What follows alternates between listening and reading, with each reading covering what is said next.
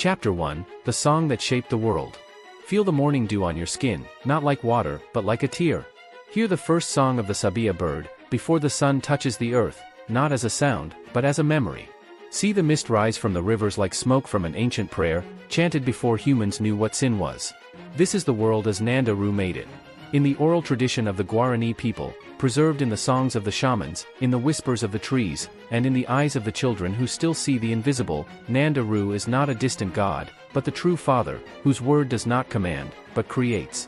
Before time, before fire, before hunger, there was Yvy Marã E'ỹ, the land without evil, where old age, pain, or lies did not exist.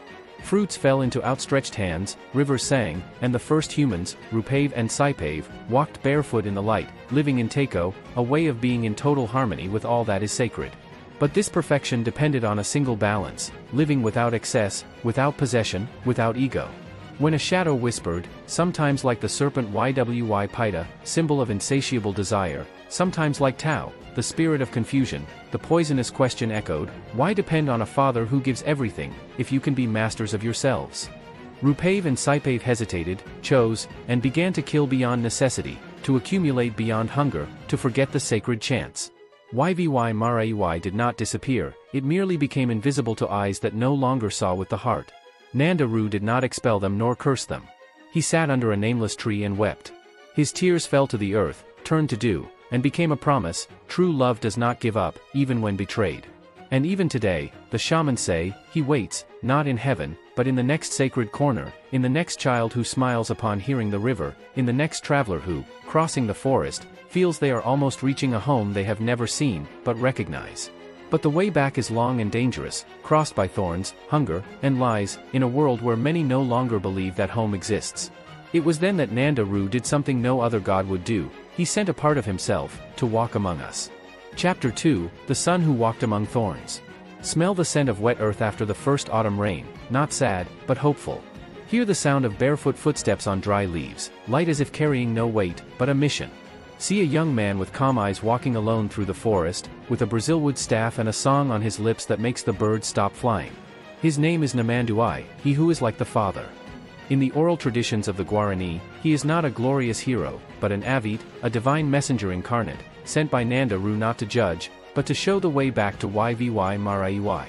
Born to a simple woman in a village already marked by hunger and distrust, from childhood he spoke with the rivers, slept under the trees without fearing the jaguars, and recreated the ancient songs not from memory, but from intuition, as if his tongue still knew the taste of the original word. From silence, he would say, it is there that Ñande Ru still speaks. But the world was no longer the same. Clans fought over land, children were born afraid of the dark, and shamans sold cures for favors. Faced with this, Ñande did not build temples or write laws, he simply walked. From village to village, he taught, do not accumulate, do not kill beyond necessity, sing at sunrise even with a heavy heart, and above all, never stop searching for the land without evil. For him, Yvy Marã E'ỹ was not a place on the map, but a state of mind, the moment when body and soul walked together, without division.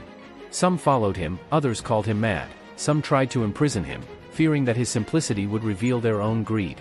He never defended himself. When they expelled him, he left singing. When they wounded him, he healed himself with leaves and silence, and always left seeds on the threshold of the house that had rejected him. His mission was not to convert. It was to remind. One day, while crossing a swollen river, a child asked, "Are you Ñande Ru?" He knelt in the mud and humbly replied, "No. I am merely someone who remembers that he exists." At that instant, the river lowered its waters, not by miracle, but out of respect. However, his journey would not end in glory.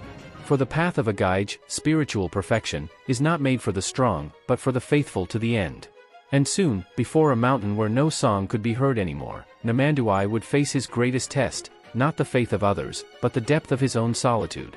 Chapter 3, The Mountain Where the Song Died.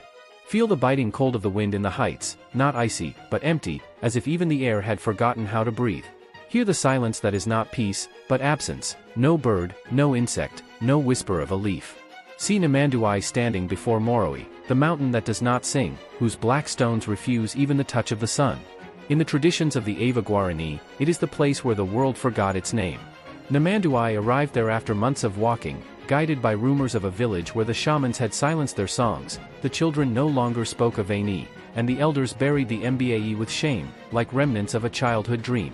He climbed not out of courage, but out of pain, because, when the song dies, the heart of the world closes. At the top, he found a bent, cynical old man who no longer believed in promises or gods who don't answer. Before him, Ñande Ru didn't argue, didn't teach, he simply sang a simple, ancestral verse, the same one Rupev chanted upon waking in Yvy Marã E'ỹ. The old man laughed bitterly, saying that it didn't cure the fever or fill the stomach. But it prevents you from dying before your body, replied Ñande Ru. With a gentle touch on the man's forehead, he brought no miracle, but memory, the certainty that he was not abandoned. That night, the old man broke down in confession. He spoke of losses, of the arrival of the karaí, of the imposed shame, of the weariness that extinguishes faith. And he asked, with a broken voice, how can one seek a home that perhaps never existed? Ñande Ru replied that Yvy Marã E'ỹ cannot be reached with feet, but with song, and as long as one heart sings, the path remains open. But then, from the valley, rose the sound of breaking branches, horses' hooves, and foreign voices. The karaí were arriving with fire and iron. Ñande Ru knew, at that moment, that his mission would not end in words, but in testimony. Because some paths only open when someone offers themselves as a bridge. The next morning, he neither fled nor fought. He climbed to the highest point of the mountain and chanted the final song, not to save himself, but so that, even in destruction, someone, somewhere, would remember. And in that song, the world, for a brief moment, breathed again. Chapter 4, The Song That Does Not Fade. Smell the smoke and burning leaves, not of destruction, but of purification. Hear the last verse of Ñande Ru's song echoing in the rocks, even after his voice has fallen silent. See the smoke rise in spirals that, for a moment, trace the face of Ñande Ru weeping in the sky. The karaí, white men with iron crosses and hard tongues, surrounded the mountain at dawn, certain that there was only one true path, theirs. They called Ñande Ru a deceiver, and the sacred songs witchcraft. But when they found Ñande Ru on the summit, unarmed, with open hands and eyes closed in prayer, they hesitated. When they demanded that he speak in the name of God, he replied serenely, I speak in the name of Ñande Ru, the father who weeps for his children. One of them raised his sword, but, before the blow, Ñande Ru finished his song. There was no thunder, no fire, only a silence so dense that even the horses fell silent. For a fleeting instant, every heart there felt the same question, what if we are wrong? That moment was enough. Because, in Guarani traditions, the sacred song does not impose truth, it sows it. The karaí descended the mountain without killing anyone. Ñande Ru, however, did not accompany them. Oral tales say that, upon playing the last note, his body dissolved like mist in the sun, he did not die, he transformed. His bones became imbi roots, his blood, healing streams, and his breath, the wind that still whispers to lost travelers, keep going. That night, the old man of the mountain dreamed of Ñande Ru kneeling, gathering the ashes of the song in his hands. Where his tears fell, seeds of avati sprouted, sacred corn with grains that shone like stars. Plant, said the father in the dream, and teach others to sing. Upon waking, the old man found 3 miraculous grains in his palm. He did not descend as a survivor, but as a sower, and, even under repression, he began to teach the song that does not die to the children hidden in the forests. Each voice that sang it, for a brief instant, made the world return to how it should be. But Ñande Ru did not rest. Ñande Ru's sacrifice was not an end, but the beginning of a new pilgrimage, no longer in search of a place on the map, but of the land without evil within each heart. And now, as times close in again, with factories where there were forests and screens where there was sky, a new wanderer rises. Yvy, granddaughter of a healer who hid the Mbae under the clay floor, feels a calling she doesn't understand. Go. Sing. Remember. She doesn't know it yet, but by following this impulse she is entering the same path trodden by Rupev, by Ñande Ru, and by all those who, even in the face of darkness, dared to believe that home still exists, not out there, but here, in the corner that never fades. Chapter 5, The Young Woman Who Heard the River Calling. Smell the scent of damp clay and crushed boldo leaves under bare feet. Hear the murmur of the river that, to everyone else, is just running water, but to her, it is a familiar voice.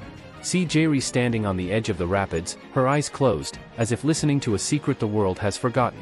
She is 17 years old, grew up among small towns and public schools, under the heavy silence of a grandmother who never spoke of old things. But since childhood she felt, the world was not whole. The trees seemed sad, the wind hurried, and upon waking, she always had the impression of having dreamed of a light, luminous place, whose name she couldn't remember. Until, on the eve of her grandmother's birthday, she found, hidden under a loose floorboard, a red cloth package containing baraka beads, a seed rattle, and a parchment with letters in Avani, the sacred language. Upon seeing her with the package, the grandmother wasn't surprised, she only sighed, as if knowing the time had come. That night, under the flickering light of a lantern, the grandmother revealed what she had kept for decades: Ñande Ru is not far away. He is where the heart stops racing and begins to feel. When Yvy asked how to find the land without evil, she heard an answer that would change her path: you don't find it. You become worthy of it. In the following days, she taught the first chants, not as a religion, but as a memory of the body. Let the words come from the earth, rise up your legs, fill your chest, she said. The chant has no error. It only has distance, or proximity. Yvy began to chant at dawn, first with shyness, then with surrender. And she noticed changes: the flowers opened faster, hummingbirds landed on her shoulders, and one morning, the river stopped flowing for a moment, as if listening to her. It was then that she heard, with a clarity that came from her soul, not her ears, "Come." She knew she could no longer stay. It wasn't escape. It was return. The next morning, she left before sunrise, with a bag of sacred corn, the rattle, and the first song on her chest. Her grandmother tied the beads to her wrist and whispered, "When you doubt, touch the earth with your forehead." Ñande Ru doesn't speak in the head. He speaks in the root. Yvy was not alone. In the shadows of the forest, something, or someone, followed her, not with footsteps, but with presence, smelling of dew and ashes of ancient song. On the first night, as she cried in fear under a tree, a soft voice, almost like the wind among the leaves, whispered, "You are not lost. You are being guided." She looked around, no one. But at the roots of the tree, 3 grains of corn shone faintly in the darkness, a sign that the path, even invisible, had already been opened for her. Chapter 6, The Steps of the Invisible. Feel the cold of the night in the forest, not as a threat, but as an embrace. Hear the rustling of leaves that don't move with the wind, but with something that walks without touching the ground. See Yvy, on her knees, touching the 3 grains of corn that shine like soft embers in the darkness. She doesn't ask who left them. She already knows. In Guarani traditions, the messengers of Ñande Ru don't appear in glory, but with signs: a hummingbird's nest where there was no tree, a spring bubbling up in the dryness, a song echoing without a visible source. These grains, identical to those the old man of the mountain received in a dream, confirm what her heart already felt: she is not alone. Still, the path will not be easy. Guided by subtle impulses, turning left when the sabia sings twice, avoiding streams with a bitter taste, sleeping only under inga trees, Yvy advances through the forest. And every evening, she finds invisible gifts: healing leaves, a lit candle, a distant song repeating the words her grandmother taught her.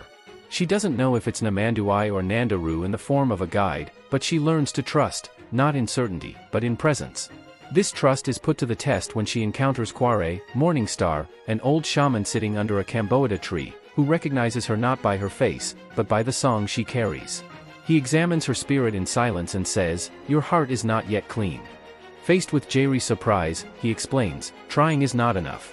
It is necessary to undo." Then, he imposes a spiritual task: 3 moons of fasting, water only from a spring at sunrise, and the daily chanting of the Nee Pora, until her voice no longer trembles with fear. The land without evil is not found with one's feet, he teaches. It is achieved when the spirit releases what does not belong to it: the fear of others, the shame of the past, the thirst to prove that it is right. Yvy accepts, but, on the first night, she is consumed by an anguish deeper than hunger. Raised in a world that confuses strength with independence, she now learns that true strength lies in knowing how to ask for help from the invisible. As she cries and whispers, "Ñande Ru? I don't know if I can do it," the drum beside her sounds on its own, and a voice answers like mist among the trees, "You don't have to do it alone. I am here." Because, since the first breath of creation, Ñande Ru has never stopped walking with his children. He only hopes that, one day, they will remember to look back and see him smiling in the shadow of the next step. But the greatest test approaches. The modern karaí do not wield swords, they use laws, fences, and maps. And now, exactly at the crossroads of the 4 winds, the last known portal to Yvy Marã E'ỹ, a farm is being built. The machines are already roaring in the distance. The oldest song in the world is about to be buried under concrete. And Yvy will be called upon not only to sing, but to defend. Not with weapons, but with memory. Not with anger, but with truth. Because sometimes, preserving the sacred requires more courage than any pilgrimage. Chapter 7, The Crossroads of the 4 Winds. Smell the disturbed earth, not by the sacred plow, but by the machine that doesn't ask before digging. Hear the roar of a tractor echoing where, for centuries, only the song of the Yvy Marã E'ỹ was heard at dusk. See the tire tracks cutting the ground of the crossroads of the four winds, as if the world had forgotten that the paths don't cross, they are born. It is at this sacred point, where the four directions of the universe meet, that the Yvy Marã E'ỹ still whispers. The elders say that, on certain dawns, those who sleep there wake up with their feet wet with dew and their hearts light, as if they had visited home. But now, wire fences advance like thorns, metal signs proclaim private property, and men with papers erase, with numbers, what can only be known with the heart. Yvy arrives on the third day of his fast, his feet wounded, his voice hoarse, but his eyes clearer than ever. Upon seeing the machines, he falls to his knees, not in defeat, but in sacred pain. They are burying the portal, he whispers. Karaí appears beside him and replies with ancestral calm, the portal is not in the earth. It is in the collective memory. As long as even one sings here, it exists. That night, Yvy and Karaí light a bonfire with wood from Brazil wood and imbi, trees that sing with the fire, and chant the song of resistance, a nee so ancient that even the oldest do not remember its origin. Their words do not invoke war, but memory. They plead with Ñande Ru not to close the door as long as there are those who walk with their feet on the root and the song on their tongue. The wind answers. The four winds blow at the same time, as if the whole world were breathing together. The following morning, the workers do not return. The machines broke down for no reason, the dogs refused to move forward, and on the tree marked for felling, 3 grains of sacred corn were embedded in the trunk. The farm owner laughs, calls it superstition, but dreams of a man with calm eyes who asks him, "Will you build your house upon the heart of the world?" He wakes up sweating and suspends the work, for now. But Yvy knows, the true battle is not against a man, but against oblivion. And then Karaí places his hand on his shoulder and announces, "The time has come for you to go beyond the song. The time has come for you to become song." Because, in Guarani traditions, the true guardian of the land without evil is not the one who seeks it, but the one who makes it possible where he is. That night, under the light of the full moon, Yvy receives his initiation, not with complex rituals, but with a simple and profound question: are you willing to carry the path within yourself, even if no one else believes? She closes her eyes, touches the ground with her forehead, and answers not with words, but with song. And in that instant, the crossroad ceases to be a place on the map, and becomes a heart in motion. Chapter 8, Becoming Song. Feel the silence that follows the question, not empty, but laden with sacred weight. Hear Yvy's heart beat like an ancestral drum, echoing not only in her chest, but in the roots of the surrounding trees. See her tears fall on the earth of the crossroads of the four winds, and, where they touch the ground, sprout an avati bud before its time. She didn't say yes with her voice. She said it with her whole body. Karaí smiles, for the first time, because she knows that when someone answers the call with their being and not with words, the spirit of Yvy Marã E'ỹ recognizes them. Now, he says, you no longer seek the land without evil. You prepare it. In Guarani traditions, there are no titles or hierarchies, there are only those who walk and sing with truth. And when a soul fully surrenders to Teco, the way of living in harmony, it becomes a living point of contact between Yvy, the earth, and Yvy Marã E'ỹ, the perfect land. Yvy spends the following days in silence. She doesn't sing loudly, she doesn't teach, she simply is. She sits under the inga tree, listens to the river without interfering, lets the ants walk on her feet. And, little by little, the sacred acts through her, not for her. A sick child dreams of her gourd of water and is healed at the spring she frequents. A hunter hears her voice from miles away, sparing a pregnant agouti. Even the birds adjust their songs to her presence. She doesn't consider herself special, she only feels, for the first time, that she is on the right path. But Ñande Ru, the weeping father, perceives that the world faces a deeper rupture, no longer the greed of the few, but collective forgetfulness. Cities grow, sacred languages fall silent, and even many Guarani no longer walk, they wait for home to come to them. In her dream, Yvy sees Ñande Ru not as a distant figure, but as an ancestral tree whose branches touch all continents, whose roots drink from all rivers, whose leaves fall into the hands of all who, somewhere, feel that something is missing. Yvy Marã E'ỹ is not only mine, whispers the tree with the voice of the wind. It belongs to everyone who still knows that the world should be more beautiful. Yvy understands, then, that her mission is not to guard the path for a few, but to make it visible to all. Karaí hands her a small clay drum, made from the earth of the crossroads, burned with Palo Santo fire, and says, play it when the world is too noisy. Because the song doesn't need to be loud. It only needs to be true. That night, upon playing the drum for the first time, she feels, with absolute certainty, that someone, somewhere far away, heard. Because the true song does not die, it travels, waits, and, upon finding a ready heart, germinates. But time is running out. The guardians of oblivion advance not with bulldozers, but with laws that erase ancient names, schools that teach that myth is false history, and screens that make young people forget that the world has a soul. And Ñande Ru knows, it's time to send not one messenger, but many. And Yvy will be the first seed. Chapter 9, The Seed That Became a Forest. Feel the wind carrying not only leaves, but voices, whispers in Yvy intertwined with the chants of other ancient languages of the world.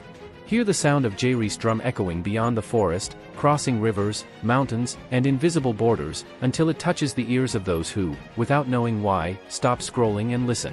See, in distant villages, in gray cities, in weary hearts, a question born: what if the world could be different? Ñande Ru does not act alone, he acts through. After Yvy played the drum at the crossroads of the four winds, something unfolded in the fabric of the world, not as a visible miracle, but as a spiritual resonance. Her song was heard not only by ears, but by the souls that still remembered. A young graffiti artist in Rio paints the symbol of the Mbae without understanding why, and finds peace. A Guarani girl in Paraguay sings a song, lost for 30 years, in a dream, and her grandmother recognizes the ancestral memory.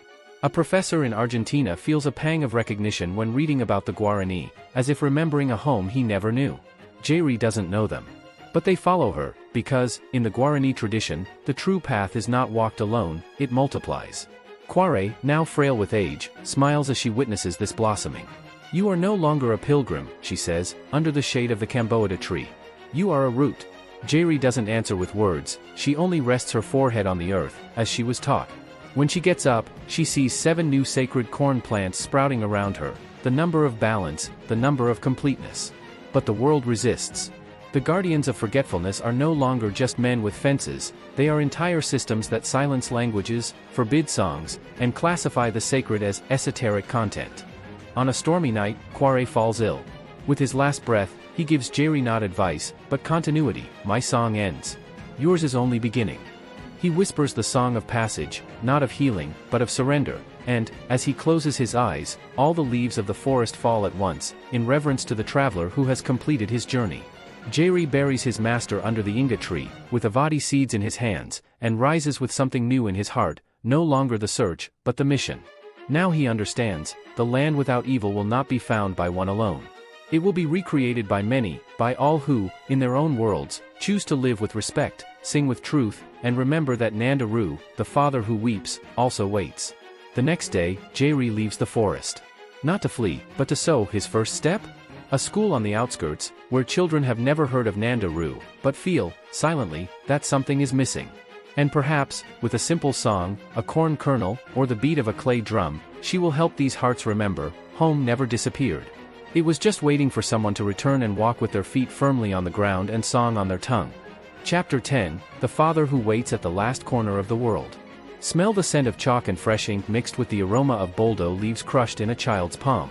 Hear the laughter of a girl repeating, for the first time, the words in Yvy, Ñande Ru, your path is in me. See Yvy, now no longer a pilgrim but a sower, sitting in a schoolyard, teaching that language is not just communication, it is the memory of the world. Time passed. Karaí became a root. But her song did not die. Yvy traveled through cities, villages, urban occupations, and universities, not as a prophetess, but as a bridge. Wherever she went, she did not impose tradition, she awakened memory. It showed that the search for the land without evil doesn't require escaping the modern world, but being present in it with a different perspective. You can use a cell phone, he said, as long as, before calling, you ask yourself, does this path bring me closer to or further away from good? And so, networks formed, not churches, not sects, but singing circles, where indigenous people, black people, white people, migrants, young and old gather at dawn to sing together, not in the same language, but with the same purpose, to remember that the world is sacred. Ñande Ru observes, not from the distant sky, but in the gaze of those who plant corn and pray before harvesting, in the hand that chooses not to lie, even when it would be easier, in the voice that sings, even if no one hears.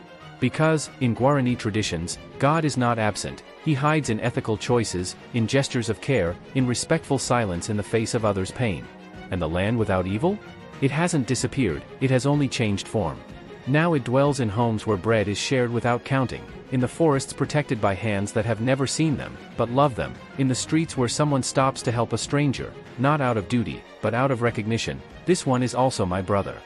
Today, Yvy, with white strands in her hair and eyes marked by loss and hope, sits again at the crossroads of the four winds, but she is not alone. Beside her, dozens of voices chant the ancient song, in Yvy, in Portuguese, in Paraguay and Guarani, in languages without writing. And in this chorus, something happens, the dew shines like silver, the four winds blow together and, for a brief instant like the beating of a blue butterfly's wings, everyone feels, they are home. Not because they found a place on the map, but because they have become worthy of it. Ñande Ru does not judge, does not punish, does not reward with gold. He only cries when his children forget, and smiles when, even tired, they return to sing. And as long as there is even one heart that whispers, "Father, teach me to walk in truth," the path will remain open, the land without evil will continue to live, and the world, even wounded, will have hope. This story comes from the spiritual tradition of the Guarani people, transmitted orally through generations of shamans, grandparents, and travelers of the land without evil. Yvy Marã E'ỹ, in Paraguay, southern Brazil, northern Argentina, and Bolivia. If it touched you, comment, what ancestral lesson do you take from it?